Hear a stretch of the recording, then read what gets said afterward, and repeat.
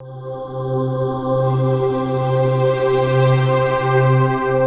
last chapter of Army of Two. I almost said Uncharted 2 for some reason. Army of Two 2. The 40th day.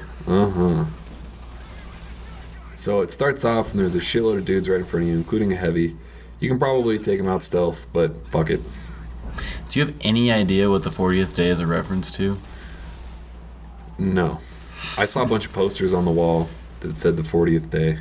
In the game? Yes, in game.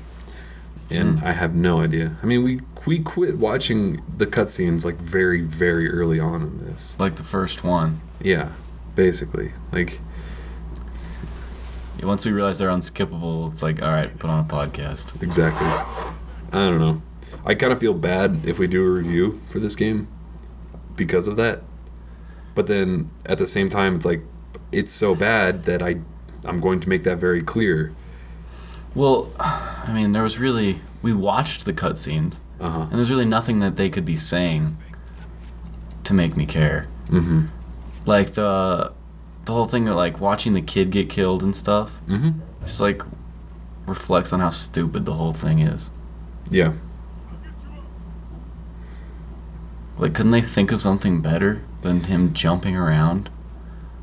Yeah, it's not our fault. Why not have the kid take 2 shots and then get taken out by another sniper? Like, through the scope. And then we'd feel bad. Through the scope. Like, oh, maybe we shouldn't have had him do that. Yeah, exactly. Like, when he's jumping around like a doofus, we're like, all right. I'm like, okay, that's not my fault. That kid deserved to die. He would have died whether or not he got that sniper anyway. I mean, there's people running around with flamethrowers and grenade launchers. It's called evolution.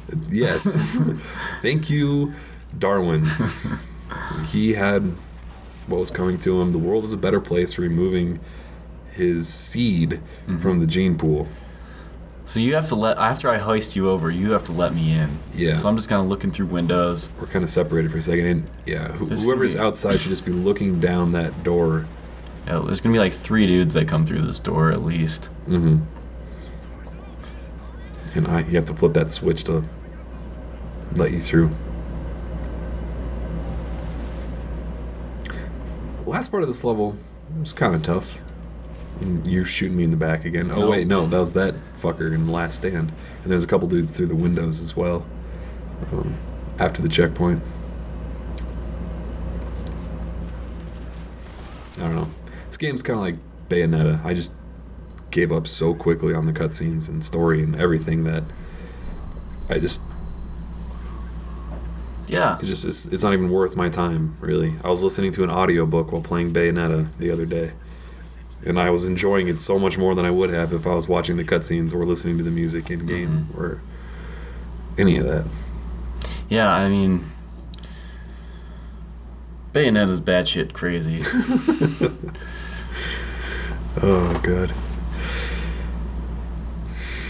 Like, I watched every cutscene and I don't know what happened. Or really? You watched every cutscene? Yeah. You weren't listening to music or anything else? You watched every cutscene? I watched every cutscene. That is some serious tenacity right there. I cannot believe you stuck with it. Well, I thought I'd, like, kind of say what's going on during the voiceover and... But you can't even do it? No, I don't even know what to say. No, same thing here, except we didn't even try. Right.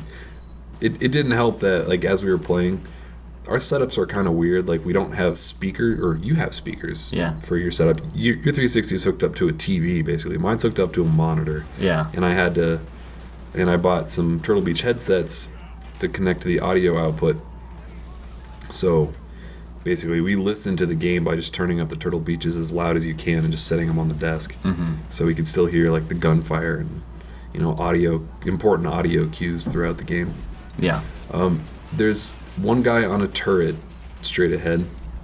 There's a cat on that. What would you call that? That building in the middle. The Dojo?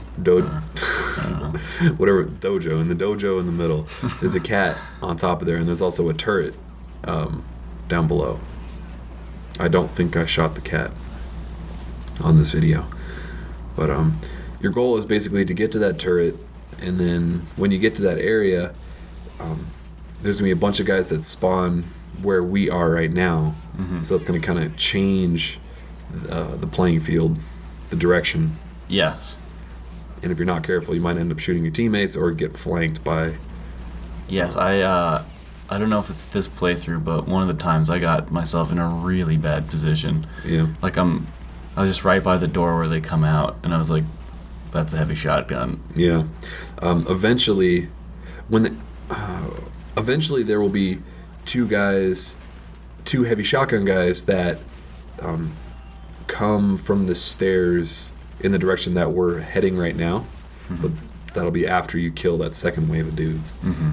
And I believe you also get a checkpoint after or before the heavy shotgun guys. So you probably will get flanked by the heavy shotgun guys unknowingly, but there's a cutscene or a checkpoint, so it's not too much of a dick move by the developers. Yeah. Balancing it that way.